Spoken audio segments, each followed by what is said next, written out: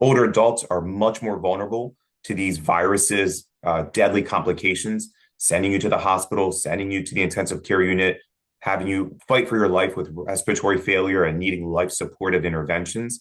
The statistics make that clear. The older adults are the most vulnerable population. But the other side to this is me as a clinician. I work in the intensive care units. I'm going to run it this weekend, for instance. This is where I see a lot of older adults fighting for their lives with pneumonia from the flu or pneumonia from COVID-19. In the back of my mind, we'll do what we can. We want to help them, and they have a long recovery afterwards if we can save them. But these are preventable hospitalizations. The vaccine's job is to keep these older adults out of the hospital and at home where they should be with their families. Hey everyone, this is Jonathan Marks from Go to Health. I hope you're doing well today. If you're an adult 50 years or older, listen up. We've got some good advice for you for the fall season. As temperatures drop, respiratory illnesses like flu, COVID-19, pneumococcal disease, and RSV tend to spread more easily. Older adults and individuals with underlying medical conditions are at higher risk for severe illness if you're infected.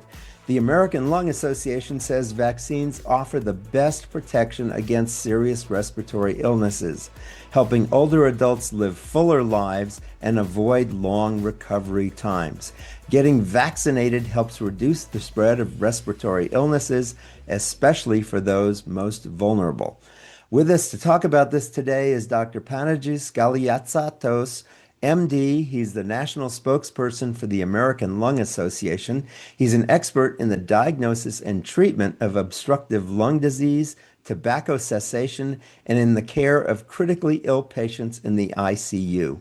He's an associate professor at the Johns Hopkins School of Medicine, where he currently co-directs Medicine for the Greater Good and is currently the Community Engagement Co-Director of the Baltimore Breathe Center. Before we bring on the doctor, we want to keep bringing you stories and insights you love. Help us out, please, by leaving us a 5-star review on Apple Podcasts or Spotify, or a thumbs up on YouTube, or wherever you're listening to us. It helps other dedicated listeners like you find us. Thanks in advance. So welcome to the show, Dr. G. How are you today? I am great. Thank you for the opportunity to speak with you, Jonathan, today, and especially to your listeners. So thank you. Glad to be here. Good. So why is getting vaccinated an important activity for older adults this fall? Oh, I'm going to answer that question in 2 ways. One, the statistics. Older adults are much more vulnerable to these viruses, deadly complications, sending you to the hospital, sending you to the intensive care unit, having you fight for your life with respiratory failure and needing life supportive interventions. The statistics make that clear. The older adults are the most vulnerable population. But the other side to this is me as a clinician. I work in the intensive care units. I'm going to run it this weekend, for instance. This is where I see a lot of older adults fighting for their lives with pneumonia from the flu or pneumonia from COVID-19. In the back of my mind, we'll do what we can. We want to help them, and they have a long recovery afterwards if we can save them. But these are preventable hospitalizations. The vaccine's job is to keep these older adults out of the hospital and at home where they should be with their families. So you treat critically ill patients in the ICU. I want you to help me a little bit and scare people. I mean, what is it like to see patients in the ICU with these diseases who haven't been vaccinated? No, it's tough. And at some point, your physicians, your doctors, your nurses, we not that we get numb to it. We've seen it. We see it day in and day out, and we're able to kind of compartmentalize it, right? So we can be there in the proximity of a human being who is fighting for their life. But every family member who comes in and sees their loved one with a breathing tube in them, in a medically induced coma, so that we can let the breathing machine do all the breathing as their lungs rest, I don't know if it can ever leave their mind. For many families, they leave with PTSD because of what they saw their dad go through or their mom go through or what their grandparents are going through. And for that individual too, keep in mind, saving their life is oftentimes just one chapter in what the flu does to them. Right, the complications after a really bad lung infection from these respiratory viruses, it can lead permanent damage to your lungs, to your brain, right? Because it's just a systemic complication. So I'm never one to fear, right? And I appreciate the concept of kind of, can we scare you into the vaccines? I'm more into kind of the reality of it, right? We have great modern interventions to keep people alive, but they come with consequences both to mental health and to physical health. And what breaks my heart is they're all preventable. A simple vaccine will transform your flu and COVID into kind of a bad cold. Yes, you'll be miserable for a few days, but miserable at home, not miserable with me in the intensive care unit as we're discussing putting a breathing tube in you. Thank you for that. I really appreciate that. So, given that, doctor, what respiratory vaccines are recommended for adults over 50 and where can you get them? Yes. So which ones were recommended, right? So we have two that get annually updated, your flu and your COVID-19.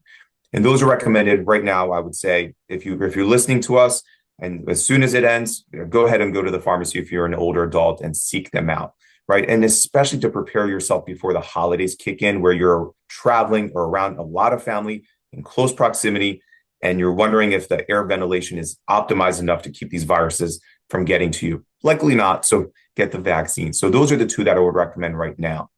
Outside of that, for older adults 50 to 74, talk to your doctor about the RSV vaccine. Does it make sense for you to get it? We do really recommend it for older adults of that age group if they have underlying heart or lung conditions or maybe some other health complication.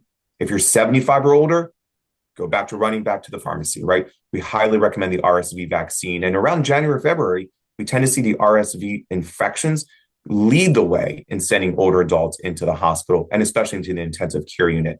One thing about the RSV vaccine, though, it's been out for about 3 years. And what we've noticed is it survives those antibodies, the protection, for a minimum of 3 years. So if you have not gotten it, consider getting it now.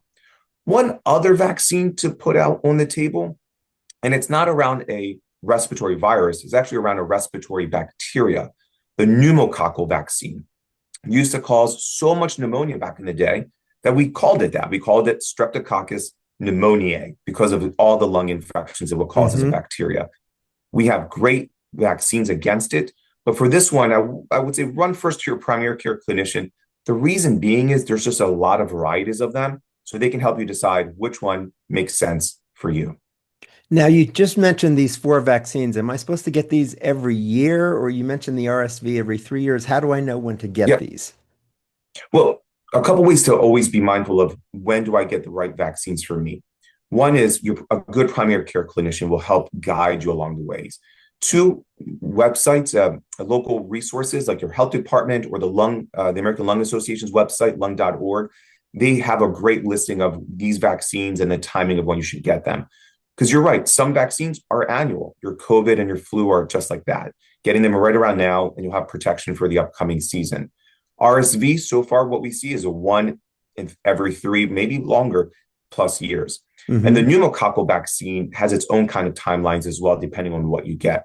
So, a good primary care clinician, online resources like lung.org, that's what I would send all my patients. Actually, I would send all Americans to, just so you can make the right decisions for your health. Got it. Now, do I need a prescription for these, or can I just walk into a pharmacy and get these vaccines? Yeah, so for COVID and flu, if you fall under the general guidelines that the government has put out, like the CDC, as well as other kind of medical societies from the American Academy of Family Medicine to the American College of Physicians, that's the big one for internists. These are recommended for the general population and especially emphasized for older adults. You can walk in and you should be able to request it. I will always say, though, trust but verify. You're always welcome to call your insurance companies and just confirm, hey, I'm going in to get this. Is it Yes. okay? And they usually should oblige by it. The other component to the cost is for certain vaccines like RSV, it's not just having the age, it's also having some underlying health conditions. So I would call your primary care clinician to have that conversation. RSV for 75 and older, you're welcome to go to local pharmacy and get it. But for other vaccines, there can be a bit of a caveat around what health conditions you have. So, what else should we know about the vaccines? What questions haven't I asked that I should ask, or what message would you like to Oh, leave people today, yeah, doctor? no, this is my favorite one, right? Because I look, every human being, every American wants to stay safe and healthy.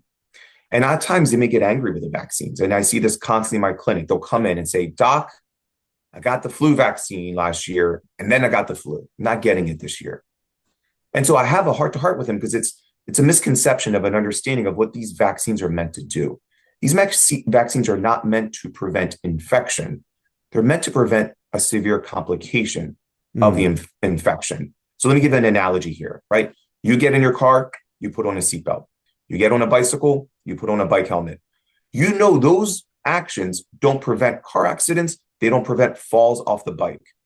But you do it because you know if you get into a car accident or if you fall off your bike, the complication on your health will be minimized. That's what these vaccines do. They're your seatbelt, they're your bike helmet. They're not going to prevent an infection, but they'll keep you from seeing me in the intensive care unit. That's why we advocate for them. These vaccines allow every human being to fight off these viral seasonal infections well, right? Staying at home, living your life a few days later. Good. I'm so glad you made that distinction because I know I've heard a lot of criticisms of vaccines. Well, I got the vaccine and I got sick.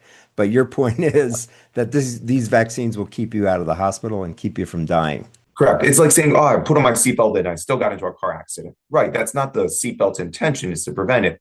But you're alive to talk about it and criticize it. That's the Yes. goal of the seatbelt. That's the goal of the vaccine. Good, good, good. Great. Any other thing I should ask or any other message you want to leave us with today, Doctor? Yes, last one. And, so many of your listeners will say, well, how do I go and find these vaccines?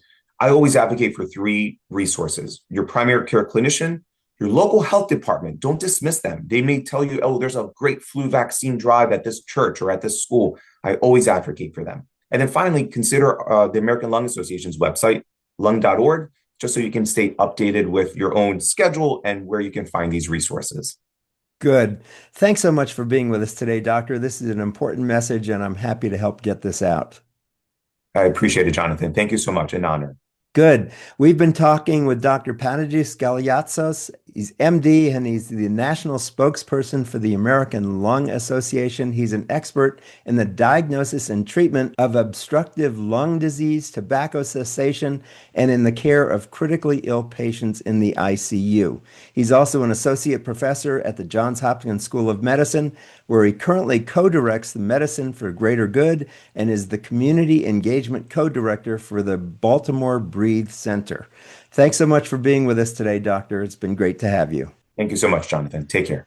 Good. This has been Jonathan Marks with Go to Health. And as we say at the end of every show, thanks for being with us. We'll see you next time, and go to health.